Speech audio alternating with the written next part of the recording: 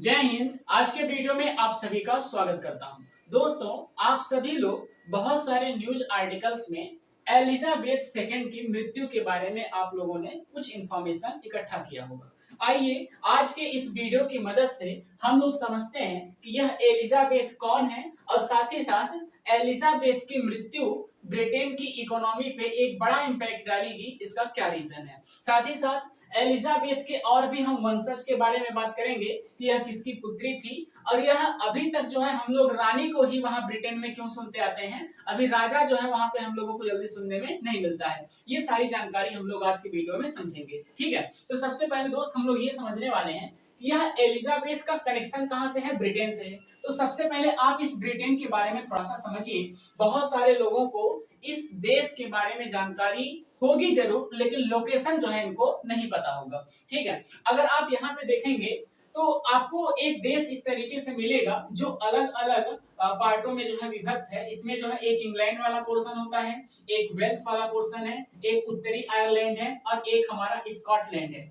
इन सभी को मिला करके कंप्लीट क्या बोला जाता है, इन सभी को मिला करके क्या बोला जाता है, ब्रिटेन बोला जाता है। क्या बोला जाता है, ब्रिटेन बोला जाता है। ठीक है, अब आप देखिए, आप जब वर्ल्ड मैप में देखेंगे तो वर्ल्ड मैप में क्या होता है कि सबसे बड़ा महासागर जो है प्रशांत महासागर है। फिर उसके बाद कौन सा आता है, अटलांटिक महासागर। तो जो उत्तरी अटलांटिक महासागर है, जो उत्तरी अटलांटिक महासागर है उसके जस्ट पूरब में देखोगे तो आपको ये देश देखने को मिल जाएगा। ब्रिटेन का मतलब होता है कि स्कॉटलैंड, उत्तरी आयरलैंड, वेल्स और इंग्लैंड सब। ठीक है, इतनी बात समझ में आ गई। अच्छा, दो तीन जानकारी हम लोग यहीं से निकाल लेते हैं कि सर इसकी राजधानी क्या है। तो दोस्त ये जो इंग्लैंड है ना, तो यहीं पे इसकी राजधानी स्थित है, लंदन। अगर आपसे कोई पूछे कि ब्रिटेन की राजधानी क्या है तो आप बताइएगा लंदन। ब्रिटेन की राजधानी क्या है, लंदन। ठीक है, दूसरी बात आपसे ये क्वेश्चन पूछा जा सकता है कि बताइए यहाँ की मुद्रा क्या है। तो मुद्रा याद रखिएगा स्टर्लिंग। स्टर्लिंग, ठीक है, मुद्रा यहाँ की क्या है, स्टर्लिंग। जनरली इसे क्या कहते हैं, एलबी। एलबी का मतलब क्या होता है, पाउंड। एक तरीके से आप लोग देखते हो कि जो उनके डंबल्स होते हैं ना, हमारे डंबल्स पे क्या लिखा होता है, केजी, जबकि उनके डंबल्स पे क्या लिखा होता है, एलबी। वो लोग कहते हैं कि मैं 500 एलबी का डंबल मार रहा हूं, मैं 400 एलबी का डंबल मार रहा हूं, इस तरीके से लिखा होता है। एक जानकारी यहीं से और ले लीजिए कि ये जो एलबी होता है ना, इसका मतलब होता है 453 ग्राम। 453 ग्राम। इसका मतलब ये है कि अगर वो 2 एलबी का डंबल मार रहा है तो लगभग वह जो है 1 केजी के बराबर या फिर 1 केजी के लगभग वो बराबर होगा। ठीक है, ये बात नोट करके लिख लीजिए। दूसरी बात, एक चीज यहाँ से और नोट करके लिखिए कि इनकी भी तो संसद होगी, इनकी भी तो संसद है। तो इनकी संसद का नाम क्या है, पार्लियामेंट। इनकी संसद का नाम क्या है, पार्लियामेंट। ठीक है, अगली जानकारी अगर आपको बताऊं तो एक जानकारी यहीं से आप लोग और नोट करके लिख लीजिए। क्या क्या बताया कि ब्रिटेन इसकी राजधानी क्या है, लंदन। इसकी राजधानी क्या है, लंदन। और स्थित कहाँ है, तो इंग्लैंड में। कहाँ स्थित है ये, इंग्लैंड में। ये बात नोट कर लीजिएगा। मुद्रा क्या है इसकी, तो मुद्रा है स्टर्लिंग। और अगर बात करें तो यहाँ पे एलबी जो पाउंड हमारा होता है, जनरली लोग पाउंड कहते हैं, तो पाउंड में 453 ग्राम के बराबर होता है। अगली जानकारी जो इनकी संसद का नाम क्या है, पार्लियामेंट। और अभी तक अगर बात किया जाए तो इनके राष्ट्रपति का क्या नाम था, एलिजाबेथ सेकंड। लेकिन अब इनकी हो गई है मृत्यु, तो इनके स्थान पर अब राष्ट्रपति कौन बनेंगे, वहां के राष्ट्रपति अर्थात वहां के राजा कौन बनेंगे, तो वो किंग जॉर्ज थर्ड बनेंगे। ये जानकारी नोट करके लिखिए। दूसरी बात, एक चर्चा बहुत ज्यादा हो रही थी ऋषि सुनक के बारे में। हम लोग अभी जो है जस्ट इससे अगर 20-25 दिन अगर पहले जाओ तो वहां पे हम लोगों को ये सुनने को मिल रहा था कि सर हो सकता है कि ब्रिटेन के जो प्रधानमंत्री बने वो भारतीय मूल के ऋषि सुनक जी बन जाए। ठीक है, ऐसा हम लोग सुन रहे थे।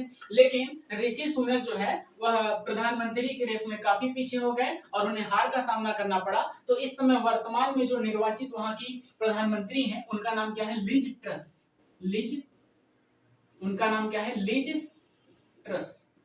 ठीक है, ये लिज ट्रस को भी याद रखिएगा। यह वर्तमान में वहां की क्या है, प्रधानमंत्री है, प्रधानमंत्री है। तो पहले इतनी ही जानकारी आप लोग नोट करिए फटाफट। मैंने क्या बताया, मैंने बताया कि इसकी राजधानी, हम किस देश के बारे में बात करने वाले हैं, ब्रिटेन के बारे में बात करने वाले हैं। अगर आपसे स्थिति पूछे तो उत्तरी अटलांटिक के जस्ट पूरब में यह स्थित है, यह एक यूरोपीय देश है, ये बात भी याद रखिएगा। दूसरी बात, हमने कहा कि इसकी राजधानी लंदन है और इसमें मुद्रा कौन सी चलती है, स्टर्लिंग। यहाँ पे जनरली पाउंड यूज किया जाता है। पाउंड जो होता है वो 453 ग्राम के बराबर होता है। इनकी संसद का नाम क्या है, पार्लियामेंट। और यहाँ पे निर्वाचित जो प्रधानमंत्री है वो लिज ट्रस है। ठीक है, है, और यह 4 भागों में डिवाइड है। 4 भागों के नाम आपसे पूछे तो उत्तरी आयरलैंड, वेल्स, इंग्लैंड और स्कॉटलैंड। ठीक है, अगर पूछा जाए कि एलिजाबेथ की मृत्यु कहां हुई तो बताइएगा स्कॉटलैंड में। कहां पे मृत्यु हुई? स्कॉटलैंड में, ये बात याद रखिएगा। अगर पूछे कि लंदन जो है कहां पे स्थित है तो बताइएगा इंग्लैंड वाले पोर्शन में। जैसे अगर कोई व्यक्ति कहता है कि मैं लंदन घूमने जा रहा हूं, लंदन घूमने का मतलब है कि वह इस वाले पोर्शन में क्या करेगा, अपना घूमेगा, वह स्कॉटलैंड या फिर उत्तरी आयरलैंड की बात नहीं कर रहा है। ये बात पहले आप लोग अच्छी तरीके से समझ लीजिए। यहाँ तक सभी लोगों को जानकारी जो है वह समझ में आ गई होगी कि ठीक है सर, हमें जो है चीजें समझ में आ गई हैं कि आप किस देश के बारे में बात करने वाले हो। यहाँ तक क्लियर हो गया? चलिए इसको मैं यहाँ से इरेज कर देता हूं।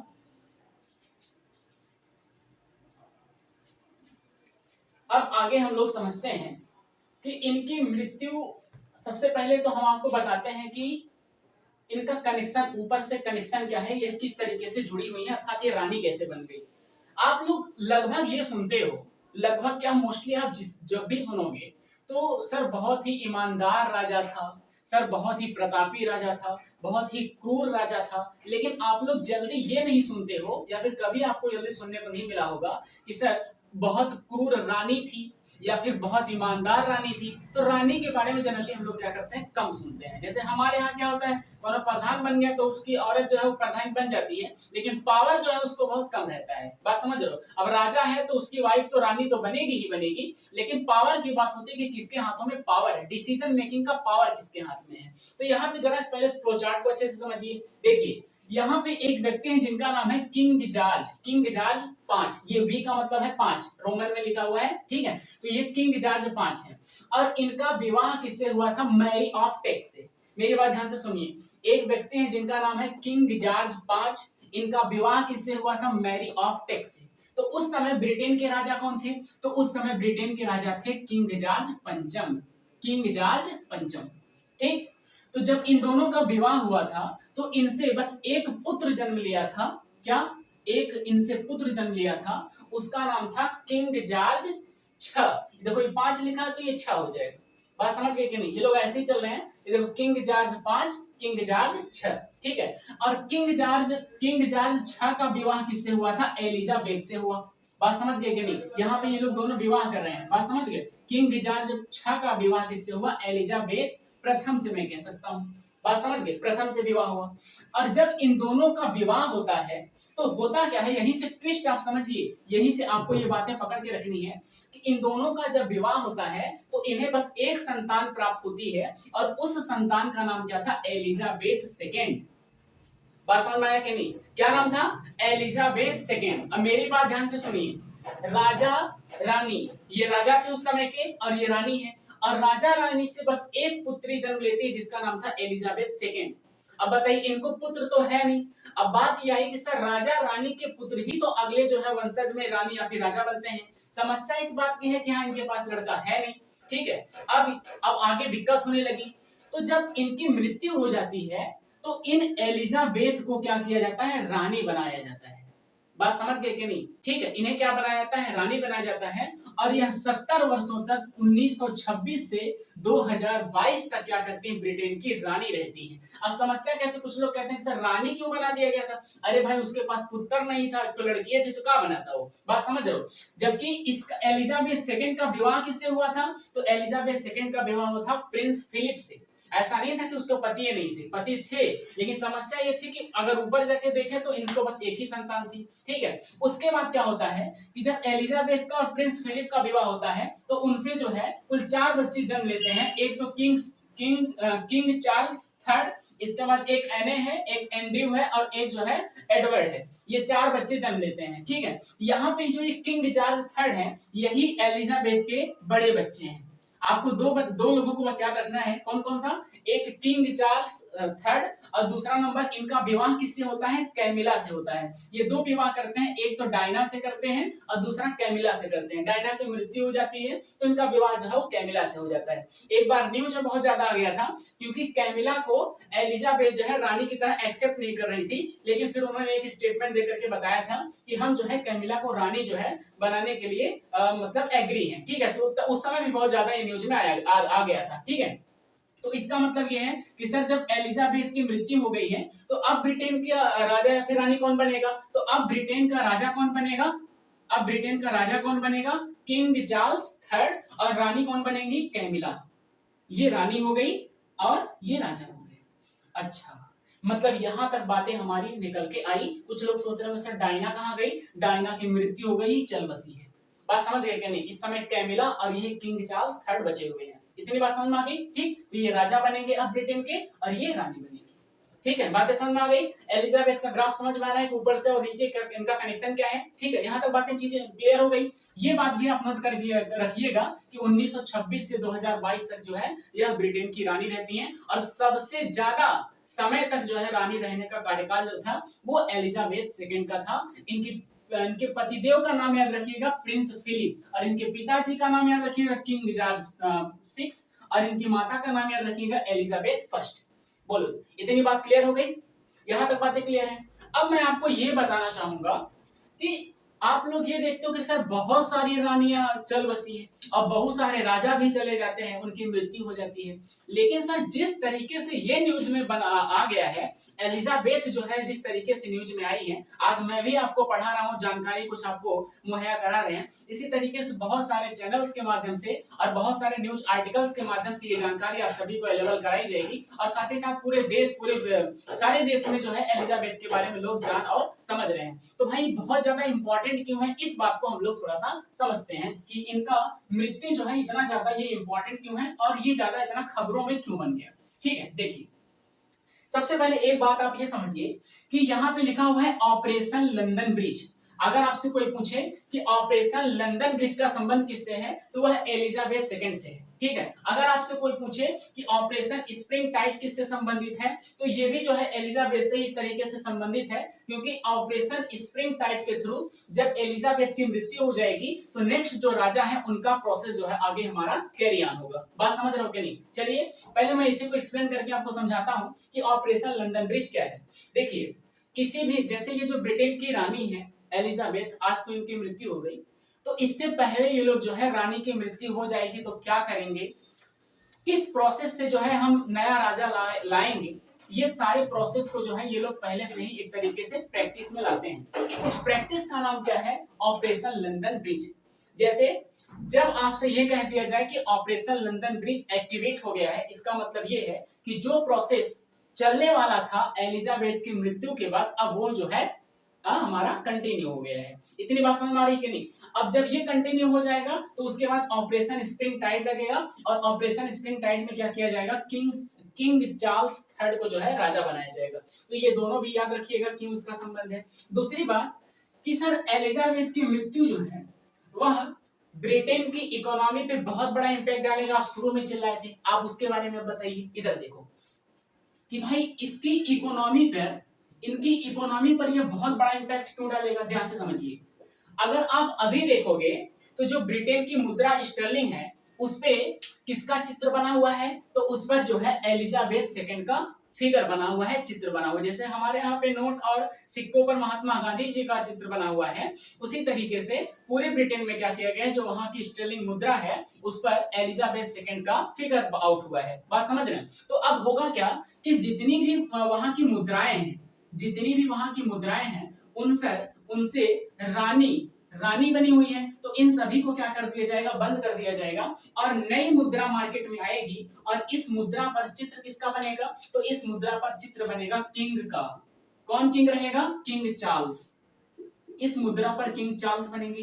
तो भाई समस्या है, इतनी सारी मुद्राएं हैं, सबके सब हमारी वेस्ट हो गई। ठीक है, ये एक तरीके से बहुत बड़ा इंपैक्ट डालेगा।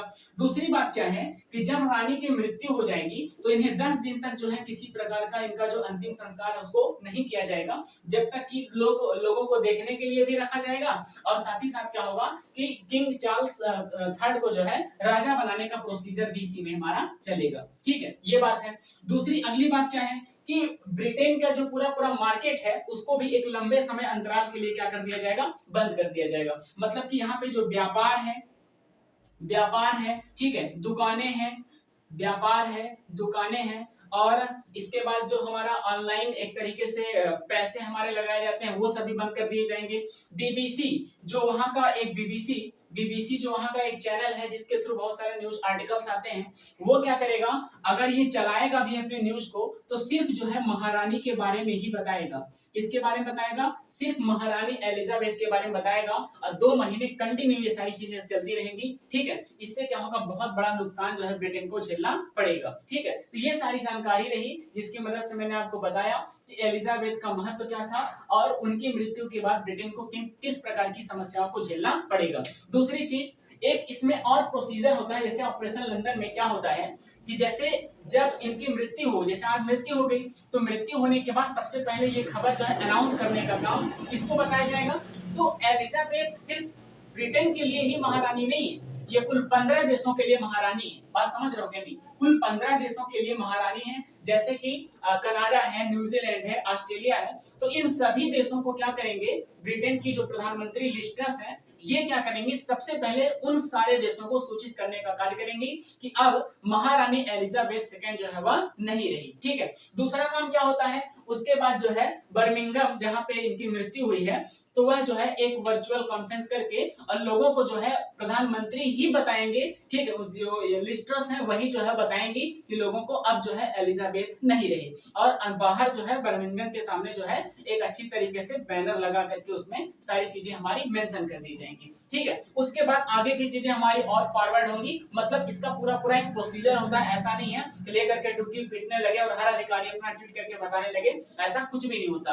उसमें पूरा पूरा एक प्रोसीजर होता है कि कैसे कैसे हमें आगे की तरफ फॉरवर्ड होना है, और वो सारा प्रोसीजर हमारा जो है ऑपरेशन लंदन ब्रिज के थ्रू जो है चलता है। ये रही पूरी जानकारी कि एलिजाबेथ सेकंड कौन थी, इनका शासनकाल क्या था, और दूसरी बात कि ये सारी चीजें मैंने आपको बताया कि किंग चार्ल्स क्या थे। ठीक है, राजा 10 दिनों के लिए राजा किसको, मतलब कि 10 दिनों में राजा किसको नियुक्त कर देंगे। साथ ही साथ ये प्रोसीजर आपने समझा कि कैमिला कौन है, किंग चार्ल्स कौन है, एलिजाबेथ कौन है, किंग जॉर्ज कौन है, ये सारी जानकारी आप लोगों को समझ में आई होगी। ठीक है, साथ ही साथ हमने ब्रिटेन के बारे में भी आपको बताया कि ब्रिटेन की राजधानी क्या है, इसकी स्थिति क्या है, और साथ ही साथ आपने ये समझा कि ब्रिटेन की मुद्रा क्या है और 1 LB = कितने ग्राम होते हैं। ये सारी जानकारी आप सभी लोगों को मुहैया कराएगी। थैंक यू, मिलते हैं आप सभी से नेक्स्ट वीडियो में, तब तक के लिए आप सभी को जय हिंद।